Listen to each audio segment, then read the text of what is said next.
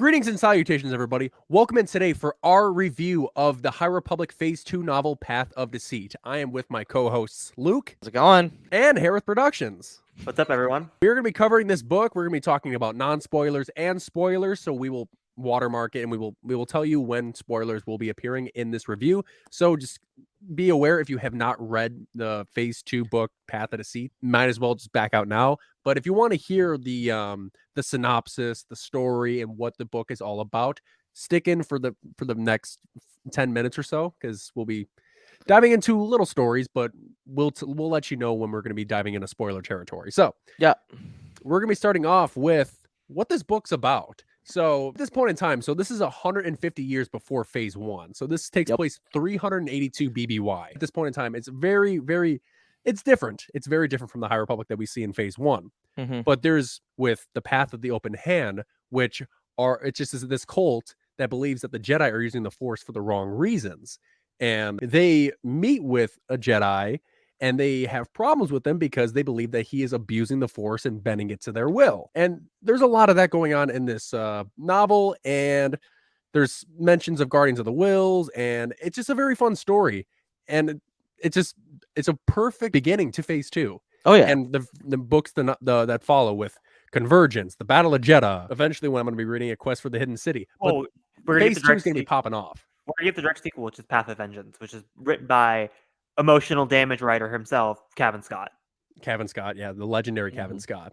Yeah. Written Dooku Jedi Lost. He's written The Rising Storm. Yep. He's written so many great stories. And I'm glad that he's going to be writing that next Phase 2 book, because he's one of the most vital parts of Project Luminous. Oh yeah, absolutely. Yeah. With the creation of the High Republic. Yeah, Cavan has done a whole lot of things for the book part of Star Wars, and it's great to have him on. And then when we went to go see the High Republic panel at Celebration 2022, hearing him talk about Phase 2 and the illustrations and what the stories are going to be about for Phase 2, it was amazing, because seeing him, Charles Soule, Justina Ireland, Claudia Gray, seeing everybody on that stage talking about these upcoming stories, it's super inspiring. And Phase 2 is going to be just as good or maybe even better than Phase 1 from what I've been hearing. I'm excited for that. And we also have to remember that Phase 2 is again, like you said, Char, 150 years before. Right? Yeah, so it's 382. The beginning of Phase 1 of High Republic was 232. So it was 200 years before Phantom Menace. Or no, 200 years before Phantom Menace.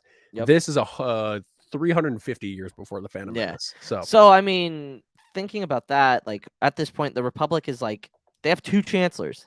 At this point, the Republic is so, like, it's more brand new than everything. They have 2 chancellors. They have the Jedi are branching out into the Outer Rim. They're kind of more like Western sheriffs that you usually see in Westerns. They're kind of like sheriffs. They're each put into a different outpost. They're starting to grow out and find more Force sensitives. They're more of your traditional peacekeepers in this time, unlike we see kind of even in Phase 1. They're peacekeepers to a point, but I feel like they're getting more and more closely to what they are represented in the prequel trilogy. This is really truly like peacekeeping and kind of just doing what they can instead of taking charge of certain situations, stuff like that.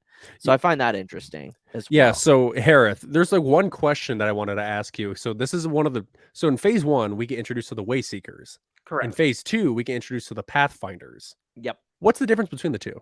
Go ahead and tell that for the audience. So, like, Pablo Hidalgo was talking about this very much at Star Wars Celebration during the Phase 2 panel. So during this era, obviously, because we see it in Light of the Jedi, that we see Starlight Beacon, which is going to be the great center of communication that causes everyone to, like, talk with each other inside of the Outer Rim. Obviously, we're seeing the Jedi in their Frontier era starting to explore it. So as much as it sucks, information is hard. So it's kind of like Star Wars equivalent of, like, letters and, like, ravens. So what happens is they have teams that have, like, little droids with them, and they just send out messages, and they just go pick up, be like, hey, this is what's happening in Coruscant. You need to come back immediately, go meet with the Jedi Temple. This is what's happening over here. Hey, you need to go over here and do this.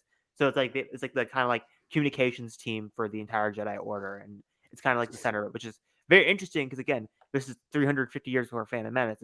It's awesome to see how technology is starting to develop and slowly grow to where we see it in Phase 1 of the High Republic and then into the prequel trilogy. So I think it's a Yeah. really cool origin that Star Wars is doing. Where's the And development? And of then the speaking of member? hyperspace jumping, we do meet another another Santeca. Santeca. We Yep. meet Alonso Santeca in this book. Yeah, So he doesn't last very long though. yeah, but we do. I love how High Republic is diving into the Santecas ever since the Force Awakens with Lord Santeca and Yeah. the history of hyperspace roots. It's continuing to expand with their bloodline and family. So yeah, we just keep on getting introduced to more and more characters in the story, and it's just amazing. So let's start with the characters in this book. So obviously we start with Padawan Kevmo Zink, and we have his Jedi Master, Zala Macri, right? Macri. Zala No. sounds right. I'm just trying to remember the last name. I don't really remember her because I don't think it's really stated that much. I think it's like they just keep calling her Zala throughout. Yeah, Zala Macri, Macri. Yeah. So it's Kevmo and his master Zala. They are going around and they're just trying to figure out, because Kevmo is he's a very talkative person. Yes. Yeah, I mean that's essentially like what he's about. He goes around and he starts negotiating with people and trying to figure out like what's going on. Hey, how are you? My name is Kevmo. How you doing? Let me talk about you for a little bit. And Yeah. they're really like what Hereth said. They're messengers. They're kind of negotiators in a way. They like to speak to other people in the public to make sure that everything is okay and everything is just not going into turmoil. But there has been times where Zala's like, "Hey, be social." Tone it down. Yeah. But you have to calm it down, because I mean I know that's what we do. We do talk a lot. We do want to talk with the public, Yeah. but Kevmo is a bit much. No. Yeah. Well, Kevmo. Oh, go ahead, Hereth.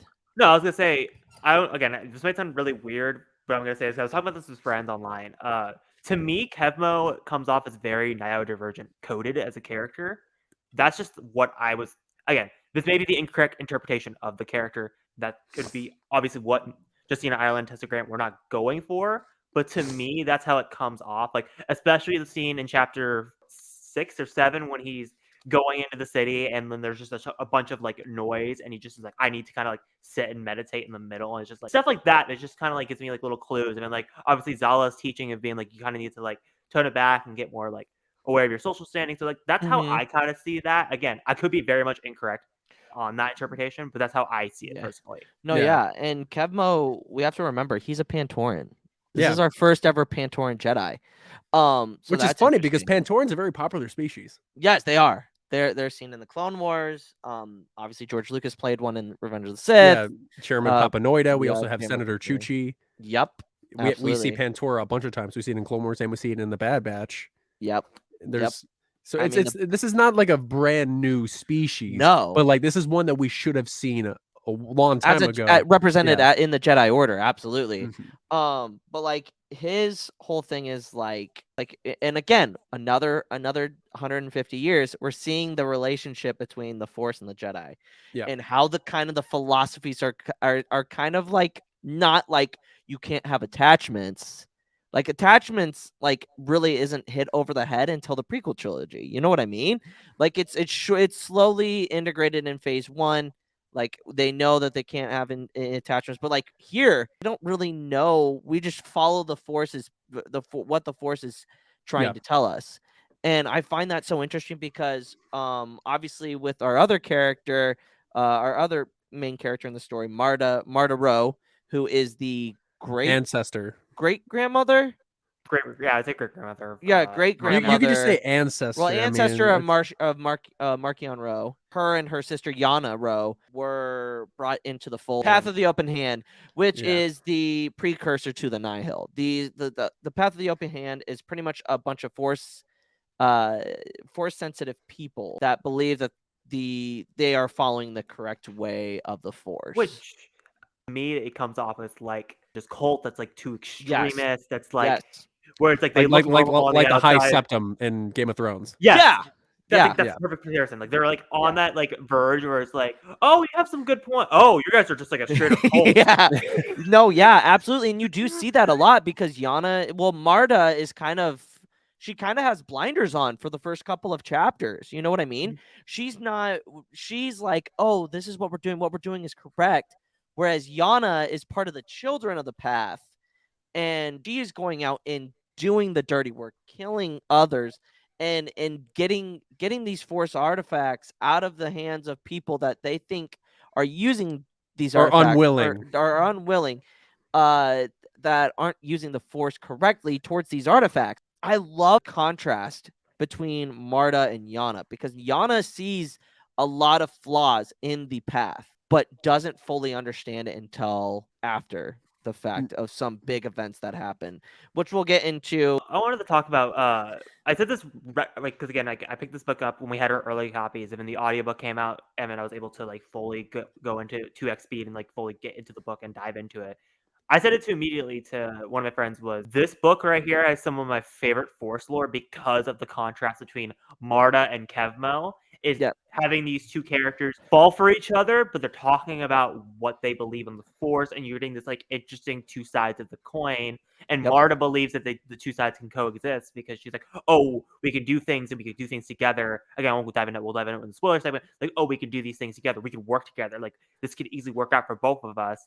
And then you have this very interesting like Kevmo going through his own experience because again, he's just a Padawan during this era. He's like a newly Padawan. It's not like he's a Padawan like Obi-Wan like in Phantom Menace or Master Apprentice where he's been a Padawan for a while. Or Yeah, he's like maybe just what? Padawan. He's like 14 years old. 14-year-old going through this with this new philosophy. And again, his master's doing a good job of like not trying to like rein him in and be like because she's like very wary of the path of the open hand, but she's letting Kevmo come to his own realizations and let him exploring it himself. So I find again that alone makes me very interested in the Force lore in this book. So that's why I personally think it's one of my favorite Force lores that I've seen so far in Star Wars. Because I love Force-sensitive people that like view the Force differently than the Jedi and the Sith because it's so interesting. Because you see it in like Clone Wars during the Mace and Jar Jar arc.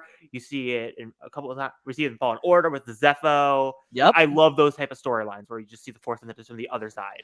Yeah, and I mean, talking about the Path of the Open Hand, it's not just one species. Yeah. It's a vast majority of different species. They have a Wookiee, they have Mon Calamari, they have Rhodians, they have Everennies, Mother, who is in the first half of the book very mysterious, kind of Palpatine-esque. She's the in that leader way. of the path of the Yeah, open the Path of the Open And Hand. again, not diving into spoilers, is you will as the book goes on, you get a little bit more nuggets, and then it comes down. But again, we'll talk about that when we get to the spoiler segment. No, yeah. And then we have the Herald, who is the second in command of the Path of the Hand. Who is also a Nautolan, the same Who's a species as Nautolan. Kit Fisto. He actually has his montrals. Are they called montrals? Tendrils. That sounds right. Tendrils. His tendrils removed. They're like stumps now. So that's kind of like a big thing in the Nautolan culture is to have those tendrils. And he is the father of Yana's girlfriend. Core, right? Core. Yeah, it is Core. Yeah, Core.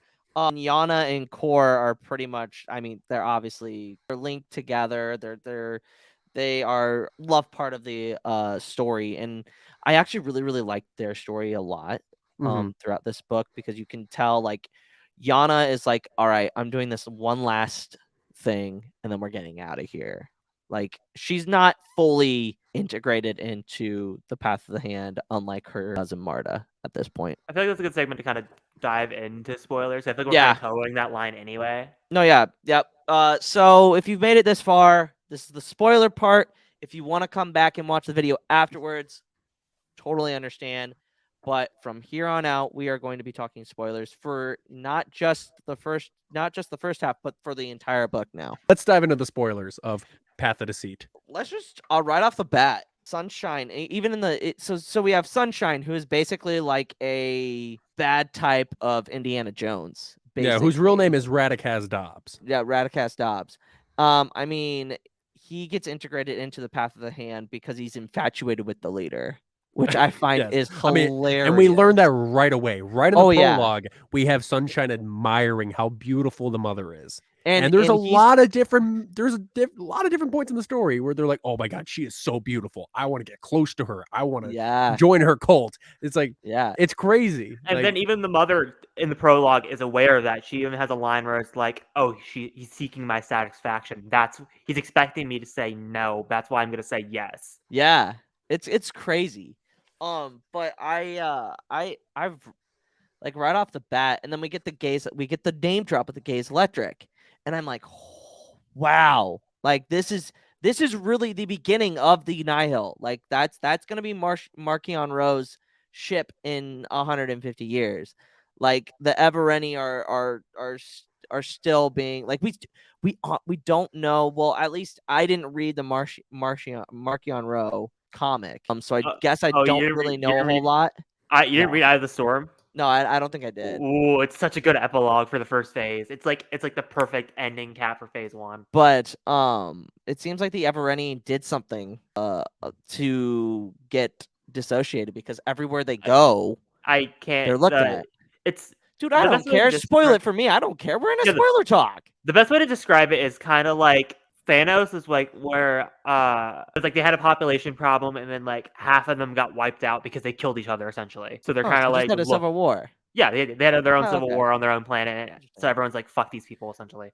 Okay. Yeah, Luke, and it's kind of funny that you mentioned that Sunshine is Indiana Jones, because when I was doing annotations for the book, I said that he was literally Han Solo, because obviously Indiana Jones is played by the same actor. Yeah. So the reason why I said that is because there's a line in here that says, so Sunshine, who had a very large bill coming due to the Hutt cartel for some gambling debts, touched his waistband to ensure his blaster was still there before following the Herald.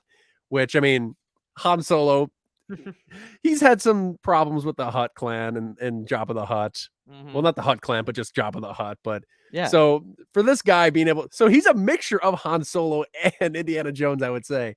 But yeah, he has trouble with the Hutts. He's got debts to pay, and it's just like what Han Solo goes through in the original trilogy. No, yeah, absolutely. And then I mean, we get into kind of the Jedi part of it. Like we meet Kevo for the first time, and he's like on a different planet, like directing sharks, like land sharks. The way it's described, I believe they're called grass sharks. Yeah, grass sharks. Grass sharks. And I'm just like, man, because I was listening to the audiobook and reading it through, and I'm like, I can actually see like sharks going through. It was so interesting. Kevmo is like a very, like we said in our non-spoiler section, he's very much in touch with the Force, but he's also very in touch with him, like his emotions and stuff like that. Yes. More so than a lot of Jedi that we have seen thus far. He plays his emotions, and he doesn't hide them. He wears them on his sleeve. He's very much a Jedi that is going to tell you exactly how he feels, no matter what consequences come with that. And I love that about Kevmo. Yeah, and I find that funny too, because I took an annotation from a section from chapter 1 about Kevmo Zink with the grass sharks. And let me just read this little section. So grass sharks screamed, leaping away, those at the front jabbing with their twisted tusks and knocking into those behind them in a violent domino effect that turned the herd incrementally. Towards Zala, who'd take the next swing, Kevmo whooped in delight, waving his glowing yellow lightsaber at her like a signal flag. So yes, Kevmo has a yellow lightsaber, which we don't see that very often. I love that he has a yellow lightsaber, but I love, so from the get-go, we learned that Kevmo and Zala have a very, very mother-son relationship. Oh yeah. Yeah. More so than a lot of the relationships that we even see throughout a Star Wars with Padawans and Masters. Yeah. You know what I mean? Because in the prequels, they're very much like, yeah, we're brothers in arms, or we're war brothers, or we fight together. Yeah, but in this case, I mean, there's not much war going on. There's not a lot of fighting. So, I mean, they actually can have relationships like that. Yeah. Because Zala treats Kevmo like if it was her own son. And it's a very, very heartwarming relationship to see how much Zala plays a part of Kevmo's life growing up and throughout the story. No, I think Char hit the nail on the head with the Kevmo Zala relationship, because it's very interesting, because like again, like I said earlier in the non-spoiler segment, like Zala's very hands off at points, or it's like, because like they even make a line about like how Kevmo is very flirtatious with other characters, and how like that's gonna become an issue for him when he becomes a Jedi Knight, is because he doesn't know when to, like, again, it's the classic High Republic, like tackling attachments, like people's misconceptions of it, but also like pointing out what is healthy versus non-healthy attachments, because attachments, like, for the most part, when they mean attachments being forbidden, they mean like letting it affect you, relationships affecting you. That's why they banned it, is because it's like they don't want situations like where Anakin and Padme, where like it mentally affects you. You can have those relationships because the Jedi have relationships with each other. They're all brothers Yep. or mothers or fathers. They all have that kinship and they all relate. It's just when it affects you and you start letting it mentally drive your decision, that's when it becomes a problem. No, yeah. I think Justina Ireland did a really good job of like Oh yeah, absolutely. explaining that again, because again, she Yeah. does a really good job like with that in Phase 1 with Out of the Shadows. So I Yeah. love how the High Republic is starting to exist to like kind of tackle these misconceptions that the fandom has started to create about the Jedi Order during the prequel era. Yeah, and like moving away from the Jedi, getting into Marta and Yanaro. We mentioned Which it I love earlier. Marta. Marta is such. I love her so much. Yeah, she's like one of the you're rooting for her the Mhm. entire time, and then you get at the end you get that gut punch. You know what I mean? Yeah. And it's like yeah. Let's go into that. So Yeah. talking about Yana Rowe's first experience with the mother betrayal of her getting sent on a mission with Sunshine, and like her entire like children of the Force go with her, and they all start getting wiped out. And Yana's like, "What the hell is going on?" And then she realized, "Oh, but I wasn't supposed to get out here alive. The mother was planning to take me out of the picture entirely, turn Marta Rowe into the new leader of the Path of the Open Hand, and take my role." And then she has the confrontation with Sunshine. Sunshine was like, "Yeah, you weren't supposed to live," and she's like, "You're taking me to the mother now." And like, you see them in the hyperspace. Yeah. Well, and the other thing earlier is that with Yana and Kor are, like I said earlier, there are a relationship in this story, and once Kor is out of the picture, Yana is like, I'm done. I'm done with this. Like she's got it coming.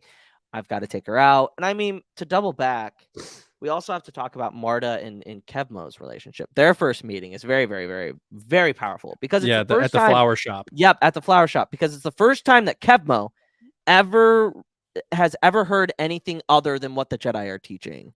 It's his first exposure to other beliefs other than the Jedi. And I think that's very, very important for the Jedi to learn about other cultures that are teaching about the Force, because it's like not everybody looks at it the same. Yeah, and then that's in that part of the story where Marta's talking about his lightsaber. Yeah. And they're like, "What is this?" And I'm like, they had no idea what lightsabers were. Because I mean, they were aware of the Jedi, but they didn't know what this weapon was. Because I mean, every time they hear the word weapon, they're like, "Oh no, it's gonna cause harm, it's gonna cause pain." But like the Jedi are supposed to be guardians, supposed to be peacekeepers. Yep. And the Path of the Open Hands context, they're trying to use it to put the Force out of balance because of how they use the Force and how they use it when they're wielding their lightsabers. Because I mean, when you look at a lightsaber, you think about combat.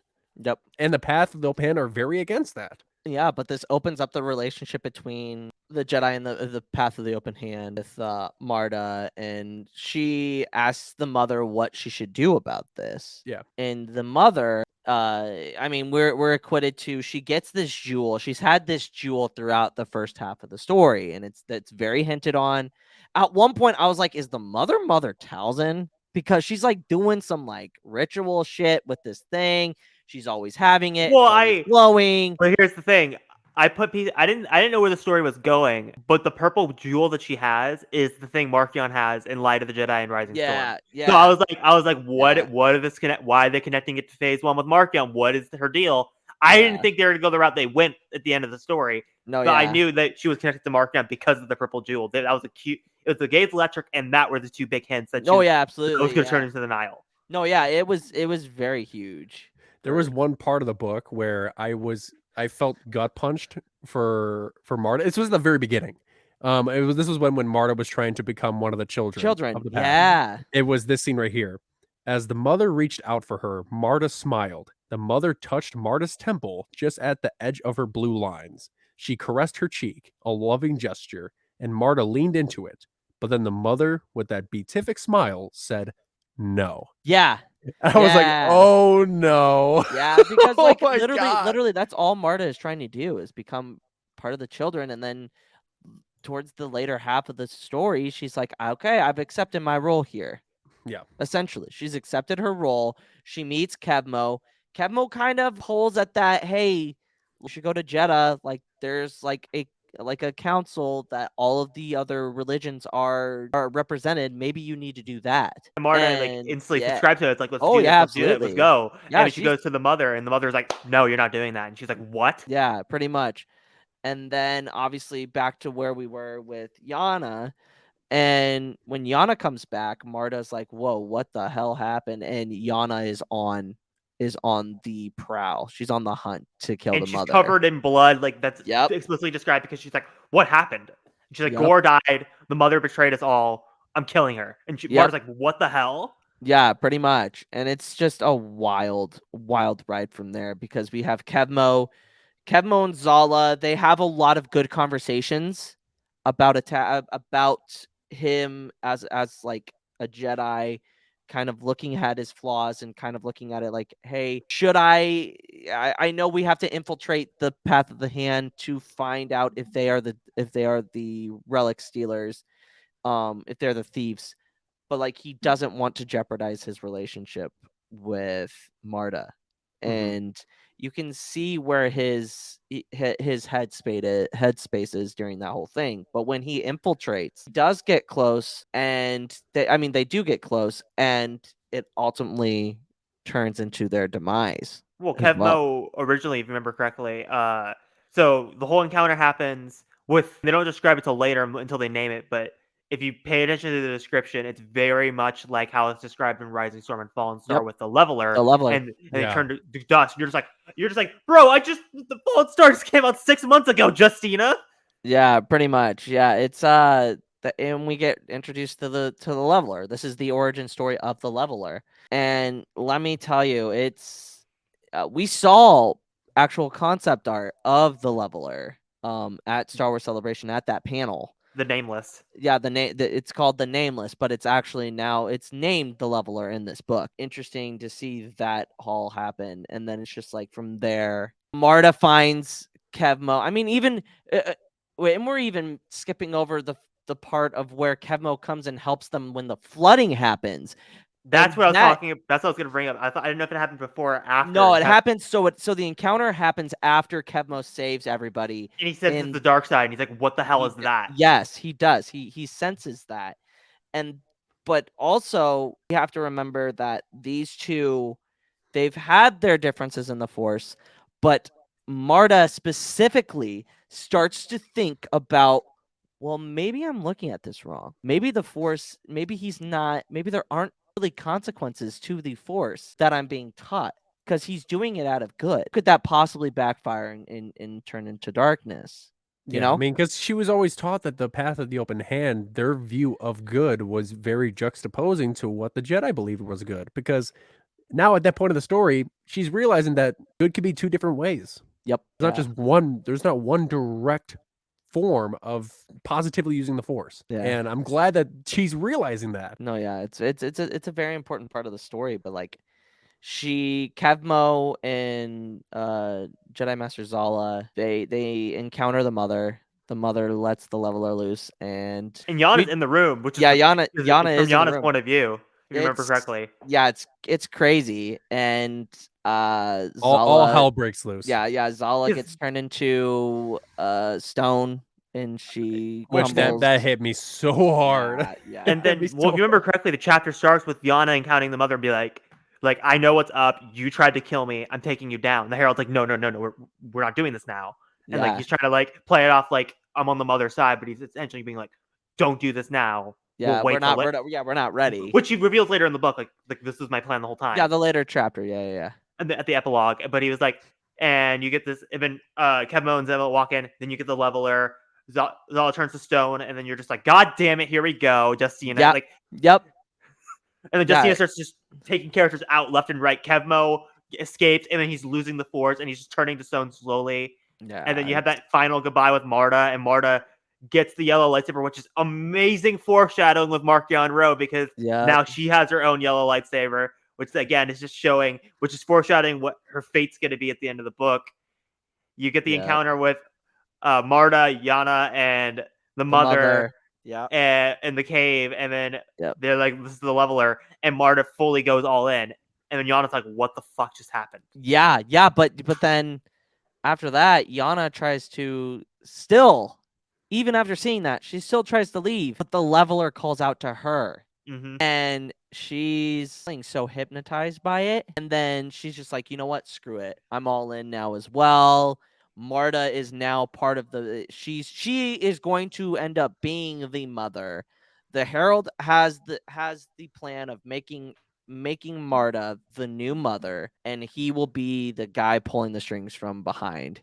Because what Marta does well is that she takes care of all the younglings and all the other folks, and they will follow her to the end. And that's what he is banking on in this last half, in the epilogue. They get on the Gaze Electric. They all are lifted off into space. The Mother, Sunshine, Marta, Yana, the Herald, everybody on the Path of the Hand gets on top of the Gaze Electric. It takes off. It goes into hyperspace. Then we get the other Jedi that we had met earlier. Cannot remember their name. Hold on, I'll look at it in the background. I forget. Okay, it gave me flashbacks. I didn't read that comic storyline, but it was Aslan. It was the IDW story where it was after a rising storm, and you had the Jedi that was investigating the leveler. It was giving me that type of callback. It was kind of like that mirror. Obviously, he has no evidence. It's not going to go anywhere because Phase 1, but he's starting to be like, what happened here? Yeah, Aslan Rel hadn't heard from them, so him and C9 went to go check it out. They find both the bodies of Zala and Kevmo. He is very much worried, and that is where the story ends. And I'm scared for the next one because Cavan Scott's writing it. It's wild. Yeah, and we all know Cavan Scott is up to some nonsense, and it's crazy. Well, but he said it during the Phase 2 panel. Not only did he kill your favorite character, he kills your second favorite character. Yeah. Yeah, and I'm so glad that Justina Ireland looked at what Claudia Gray did for Fallen Star and was like, you know what? I'm going to do exactly the same. No, yeah, absolutely. Because watching that scene or reading that scene where Kevmo has his send-off with Marta. Yeah, and it was just very powerful. It was so sad because he was trying to make up words and he couldn't. And it was just like, no. No, yeah, absolutely. I was just like, gosh darn it, man. Fuck. Yeah. Damn it. But yeah, okay, so we've kind of gone over the whole spoiler. Is there anything else that you guys want to really talk about before we end? So I just want to go over some of like the annotations that I had. Some of the funny ones. Some of the funny ones. Yeah. So this was in the scene where Kevmo meets with Marta on Dalna with the flowers.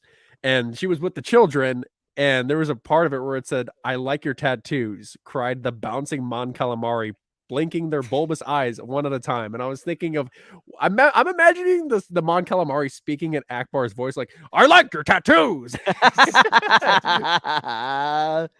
Yeah, I could see that for sure. But I'm also imagining the look from the Mandalorian season 2 Mon Calamari that didn't encounter in season 2 episode 3 with Bo-Katan, where when like he drashes into the water. So I can imagine like with like the over nice shirt and then just his hands on his hips, like, "I like your tattoos." And then there's also another one where this was Yana and Kor talking about the Kesserine hatchlings.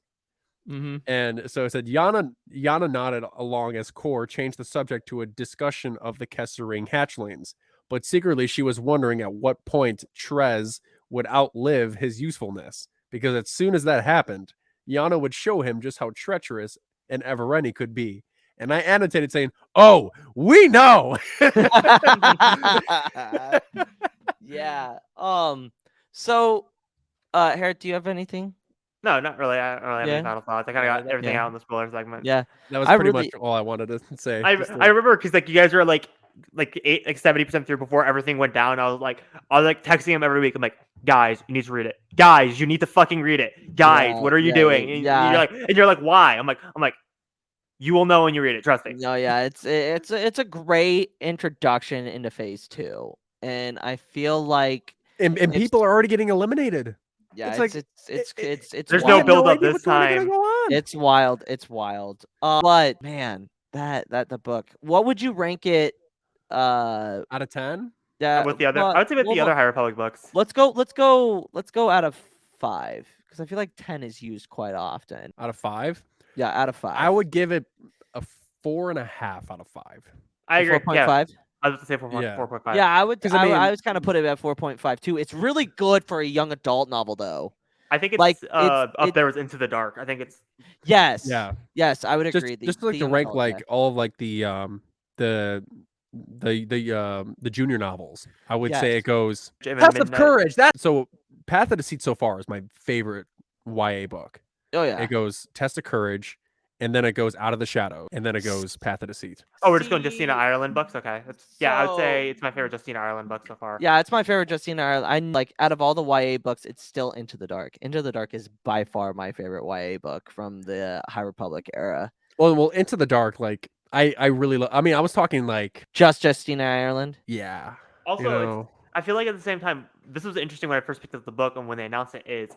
It's 2 authors. It's not just Justina Yeah. Ireland. It's Tessa Granton Yeah, as well. and I feel like Tessa Granton also did a fantastic job with this book as well. Like both of them really tag team this well. And I'm really, really excited to see where phase 2 goes from here. But that's gonna be nope. Yeah, Char, do you want to take us out?